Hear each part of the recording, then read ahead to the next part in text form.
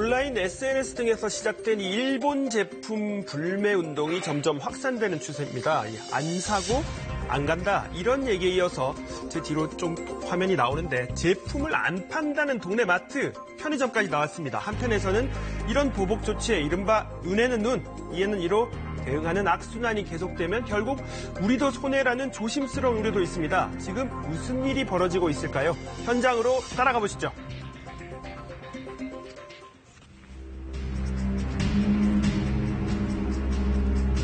지난달까지만 해도 일본 제품을 많이 썼다는 대학생 김시아 씨.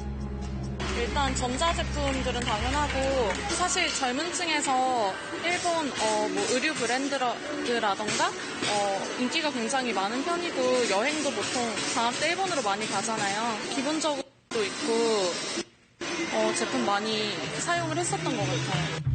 하지만 이제는 달라졌습니다. 일본 제품을 가급적 안 쓰고 안 사겠다고 결심한 겁니다. 불매운동 리스트 이런 식으로 해서 가지고 다니거든요. 어떤 기업의 물건이 일본의 기업의 물건인지 조금 더 한 번 더 확인하게 된 것 같아요. 일본이 이렇게 경제적으로 제재를 취한 것이 역보복성 조치라고 생각이 돼서 불매운동 더 열심히 참여하려고 하고 있어요. 일본의 수출 규제 강화 조치 등이 발표된 이후 일본 제품 불매 운동은 인터넷, SNS를 통해 확산되기 시작했습니다. 보이콧 일본, 일본 제품 사지 않고 일본 여행 가지 않는다는 메시지를 담은 디자인이 쏟아지고 일본 기업 리스트가 공유되기 시작했습니다. 일본 대사관, 일본 제품 매장 앞에서는 1인 시위도 벌어졌습니다. 일본 제품에 관한 그런 협소한 시각이 아니라 이 몇 년 동안 계속 쌓여 있었던 이제 아베 정부가 우리나라에 해왔던 그런 일들에 대한 반일 감정이 이제 시민들 사이에서 표출되는 거라고 생각하고 있거든요. 일본 정부의 항의의 표시를 내고 싶었고. 인증샷 열풍도 이어졌습니다. 수수료를 내면서도 일본 여행을 취소했다고 이렇게 밝히고요. 일본 제품 불매 운동에 대해 시민들은 어떻게 생각하고 있을까요? 시민들이 나서서 이렇게 일본에 대응을 하는 게 맞다고 생각합니다. 시민들이 이렇게 나서면은 일본 정부에서도 좀 부담을 가지지 않을까 싶어요. 필요하지요.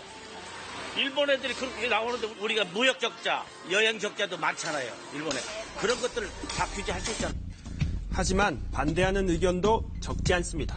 일본 제품을 쓰지 말자 해서 또 안 쓰면 일본에서는 한국 제품 쓰지 말자 또 이럴 거 아니에요. 서로 이러면 악순환이야. 저는 불매운동 하지 말자고 해서 대책이 되지는 않을 것 같아요.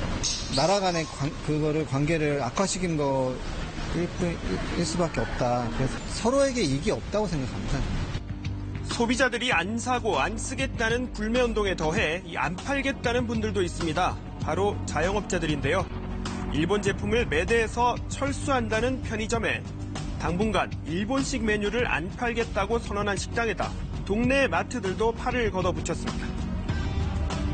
여기 다 일본 제품이거든요. 된장, 미소 된장이라고 써져 있잖아요. 된장도 있고 여기 스프도 있고. 과자는 물론 이 주류 코너에서 요즘 꾸준히 잘 팔리던 일본 맥주도 냉장고에서 빼냈습니다. 그 자리엔 일본 제품을 팔지 않겠다는 안내문을 붙여놨습니다. 소비자들이 선택하는 문제죠. 저희 가게가 없어서 안 오는 손님도 있겠지만 그래도 저기에 동참하자 하는 사람도 분명히 있을 거예요.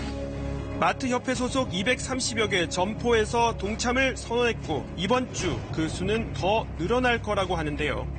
이 매출 감소가 불가피할 수도 있지만 일본의 이번 보복성 조치가 해결될 때까지 일본 제품 당분간은 팔 생각이 없다고 합니다. 타격이 있다 하더라도 감내해야 되지 않겠습니까? 일본의 조치가 있을 때까지는 그래서 팔지 말자. 당분간은 취급 안 할 생각이고요. 한편 최근 불매운동이 정확하지 않은 정보를 공유해 일부 기업이 피해를 본다는 주장도 제기됐습니다.